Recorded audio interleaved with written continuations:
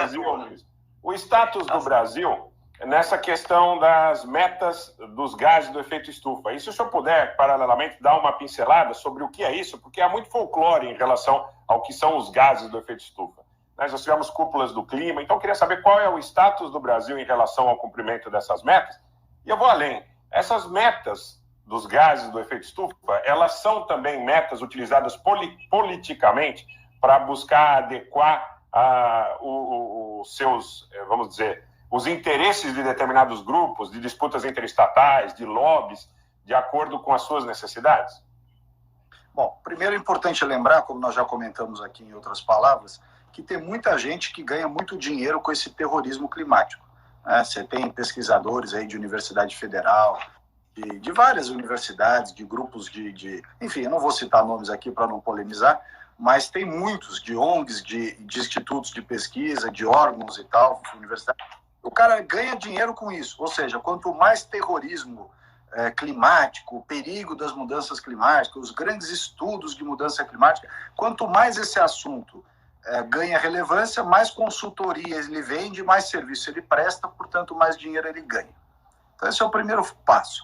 Né? Tem muita gente que vive disso aí, observatório disso, observatório daquilo, isso aí tudo é business. O cara ganha dinheiro com isso. Quanto mais atenção o mundo der, quanto mais atenção o Brasil der a esse tema, mais ele cobra pelas palestras, pelas doações, pelos estudos, por tudo isso. É um grande business. Né? Para além do business, tem uma questão conceitual, que é a discussão de que os gases de efeito estufa no planeta estão mudando a dinâmica ambiental, de temperatura e tudo isso, ou isso era um movimento natural do planeta Terra, cuja influência antropogênica, ou seja, a influência do ser humano, é inexistente ou apenas marginal. Essa é uma discussão que muitos travam em vários lugares do mundo. Eu não gosto de entrar nessa polêmica, porque essa polêmica nos traz, seja por um caminho ou por outro, a seguinte posição que ela independe. Se você entender que o homem ajuda a mudar o clima do planeta com os gases de efeito estufa ou não ajuda, para efeito do que eu vou falar aqui, é absolutamente indiferente. É o seguinte, nós somos brasileiros. Nós somos um país que até o início do século XX, 1920, 1930, 1900, talvez, nós éramos um país eminentemente agrícola. Nós tínhamos uma população rural, agrícola, uma população uma vida bem rudimentar, com praticamente nenhuma emissão de gases de efeito estufa de origem fóssil, que é o grande problema dos gases de efeito estufa. Enquanto isso, os países ricos, notadamente na Europa, já estavam lá com as suas fábricas, com as suas estradas de ferro, cortando floresta para transformar em lenha de caldeira de locomotiva, de lenha de indústria, né, carvão, então, petróleo.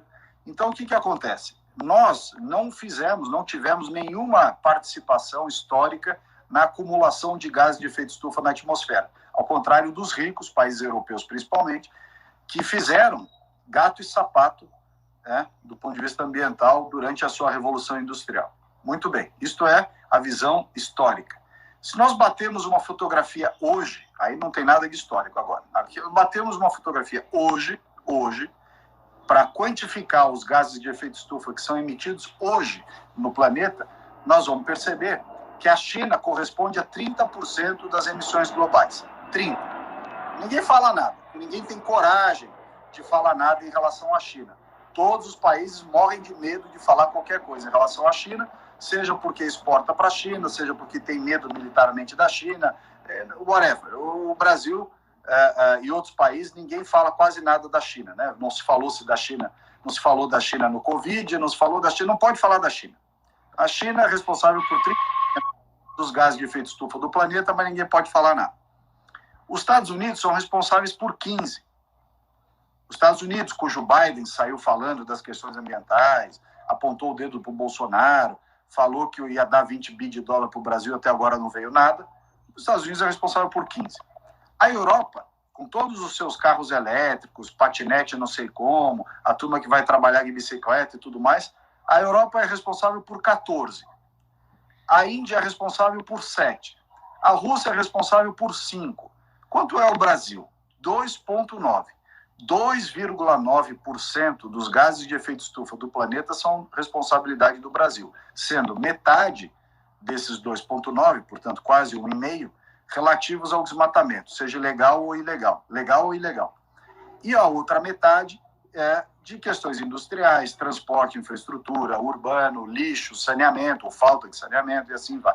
Bom, dito isso, é inadmissível o que houve no passado, com ex-ministros de meio ambiente que me antecederam, que chamados a participar desse esforço global em prol da redução de gases de efeito estufa, disseram, não, eu reconheço que o problema é de todos nós todos temos culpa, nós todos temos que fazer um esforço. Negativo, esse era o momento de fazer com eles o que eles fazem conosco.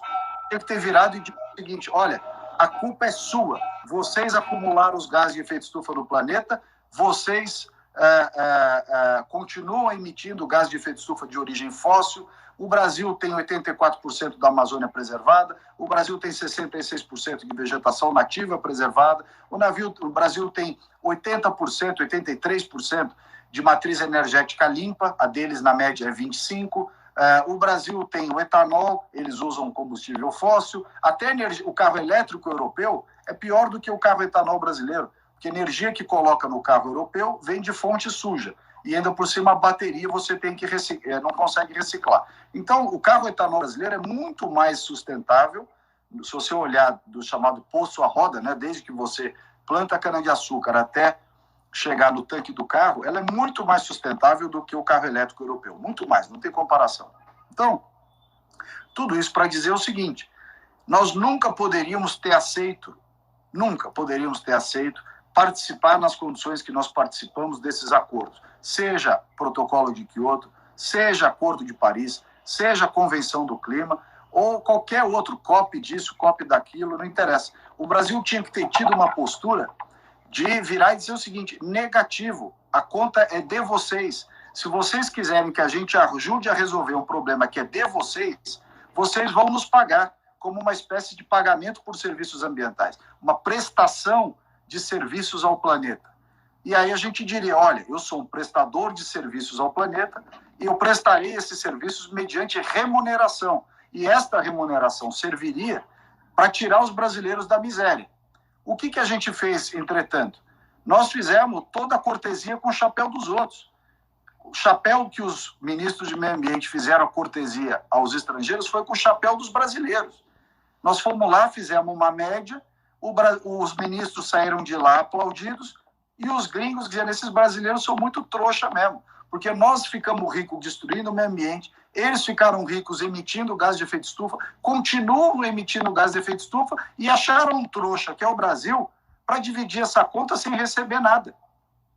Porque nós não recebemos nada até agora. Se você olhar e for ver quanto que o Brasil teria, só para falar, não estou falando de biodiversidade, eu não estou falando de água doce, eu não estou falando de uma série de coisas, vou falar só de crédito de carbono. Se o Brasil fizer um levantamento sobre qual é o estoque de crédito de carbono que a gente teria direito por todos esses acordos e até hoje não recebeu. Eu vou fazer um número geral aqui para nós. Do protocolo de Kyoto, que é de 2005, até hoje nós não recebemos tudo, ainda temos mais ou menos uns 5 bi de dólar de operações de crédito de carbono dentro do protocolo de Kyoto, chamadas Mecanismo de Desenvolvimento Limpo, MDL, para receber 5 bi de dólar. Aí nós temos, mas mais ou menos, vou usar o padrão europeu de valor de crédito de carbono, que é 37 dólares a tonelada. Nós temos mais ou menos 280 bilhões de dólares de créditos para receber dentro do sistema RED+, que é o Sistema de Redução Voluntária de Desmatamento, REDD+, RED+, RED+. 284 bi. Desses 284 bi, nós recebemos que foi o Fundo Amazônia em 10 anos, ou seja, 100 milhões de dólares em 10 anos dá 1 bi de dólar. É a mesma coisa que eu dar R$50 aqui para o comandante e dizer o seguinte, olha, com esses R$50, cuida do Rio de Janeiro, hein? R$50, top. O que você tem que fazer? Devolve os R$50 e fala, não enche o meu saco. Se é para dar só R$50, não me enche que eu vou fazer o que eu quero, não preciso do teu dinheiro. Nós temos no sistema RED+, 284 bi para receber. mais os 5 que falta de Quioto são 289, menos o 1 que nós recebemos de Fundo Amazônia dá 288. Aí você ainda tem mais uma parcela, que a gente não sabe qual é, mas eu imagino que não seja menos de 20%, do que o Acordo de Paris prometeu aos países em desenvolvimento, que é 100 bi de dólar por ano. Já são 2 anos sem receber, que era a partir de 2020. Portanto, 20 bi em 2020, 20 bi em 2021, dá mais 40. Então, dá 428 bilhões, 328 bilhões de dólares. 328 bilhões de dólares. Mais os 20 bilhões de dólares que o Biden, né, picaretão, prometeu na eleição em 2021, quando ele estava no debate lá com o Trump, ele falou que ia dar 20 bi de dólar para a Amazônia. Não deu nada. Então, dos 328, você soma mais 20, dá 348. O Brasil está tomando um calote de 348 bilhões de dólares de crédito de carbono, e os caras ainda se sentem no direito de apontar o dedo para o Brasil. E tem trouxa aqui dentro que acha que eles têm razão, que abaixa a cabeça, né, e deixa eles ditarem regras aqui dentro. Uma barbaridade.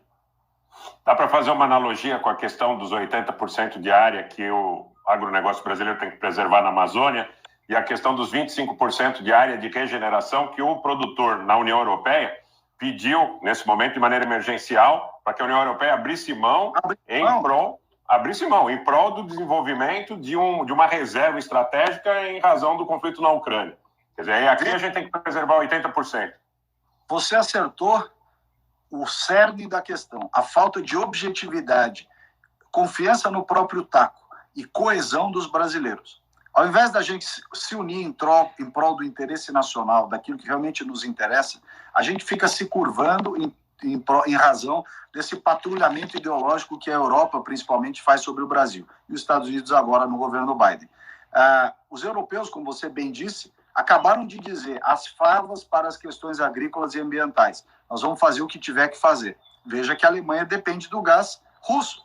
Não está nem aí. Ela depende, ponto final, e vai continuar usando. Vai pagar em rublo, ministro. Vai pagar em rublo, determinaram hoje. E na ausência do gás, vai usar carvão nas termoelétricas. Os Estados Unidos explora e está aumentando a produção de petróleo no Alasca. A Noruega explora petróleo no Mar do Norte. A Alemanha... E polui a Amazônia, né, ministro? Então, veja só. Eles, se você falar para um americano que ele tem que estabelecer uma reserva legal na sua propriedade de 20%, como é na maioria dos biomas, de 35%, como é no Cerrado, ou de 80%, como é no bioma amazônico, ele vai dar risada na sua cara. O americano nunca vai abrir mão de um pedaço de área produtiva que ele tenha na sua propriedade para impor uma reserva legal como nós temos no nosso Código Florestal. Ou outro ponto do código, vai falar para um europeu que ele não pode produzir ou construir na APP. A Europa inteira está em cima de área de proteção permanente, o conceito de APP. Só nós somos os trouxas que aceitamos reserva legal e APP de graça. Nós podemos até aceitar, mediante pagamento por serviços ambientais. PSA, tem que pagar, e pagar muito. Agora, fazer tudo isso de graça e vir brasileiros dizendo assim, não, esse governo é muito duro, esse Salles é muito radical, tá nos constrangendo. Não, eu não estou constrangendo, eu estou fazendo uma cobrança que já deveria ter sido feita por ministros que me antecederam e que, em prol das suas biografias ou das suas satisfações pessoais ou até econômicas, em certo sentido, não defenderam o leal ao interesse brasileiro, né? Fizeram cortesia com o chapéu dos outros. Obrigado. Vou mostrar uma... A próxima é minha, né, Rogério? Isso. Eu vou mostrar uma coisa aqui interessantíssima. Interessantíssima, ministro. Inclusive, depois eu até vou colocar no meu Twitter. Eu mando para o senhor aí, depois o senhor vai gostar muito dessa foto. Essa foto aqui, gente, que eu vou colocar para vocês agora, é um tanque de guerra. Tinha que ser, no canal da guerra. É um tanque de guerra para quem quer defender o Brasil. Vamos mostrar aqui. Olha, isso aqui é do site da NASA, tá, pessoal? É do site da NASA. É a Terra à noite. É o planeta Terra à noite. Estão vendo esse grande vazio aqui? Esse grande vazio é a Amazônia. Esse outro vazio aqui é a Bacia do Congo. Esse outro vazio aqui é o Himalaia e os desertos da Ásia Central. Como é que um país pode querer empurrar o Brasil? Isso é a costa leste dos Estados Unidos, e a Europa Ocidental, que são as regiões mais desenvolvidas do mundo, todo iluminado. Isso aqui é poluição, gente. Isso aqui é queima de combustível fóssil. Tá? Como é que eles têm moral? Aqui o leste da Ásia também, tá? O leste da Ásia, eles não têm moral para falar da gente, pessoal. O Brasil é um grande vazio, pode olhar aqui, é um grande vazio. Esse insight aqui é da NASA, essa foto foi tirada do espaço. Então, essa simples foto já mostra toda a hipocrisia dos governos dos países envolvidos. Mas o senhor falou uma coisa que é verdade. Por exemplo, agora a Alemanha e o Bolsonaro falou isso ontem no Cercadinho, que a Alemanha e outros países, eles vão mudar o manejo ambiental deles porque eles estão desesperados. Essa que é a verdade. Essa que é a verdade. Aliás, nós estamos vivendo uma situação quase bíblica, né, pessoal? Porque veio a peste, veio a guerra, e agora parece que a gente está a caminho da fome, né? É engraçado isso daí. Mas a Alemanha, ela vai mudar a legislação ambiental dela. Eles vão ter que mudar, não tem outro jeito. Vão mandar os verdes às favas, porque eles precisam de comida e vão precisar queimar carvão, porque o russo está miguelando o gás para eles. Então, na verdade, a gente chega à conclusão, pessoal, que é o que eu tento explicar para vocês da geopolítica. Manda mais, chora menos, quem pode mais.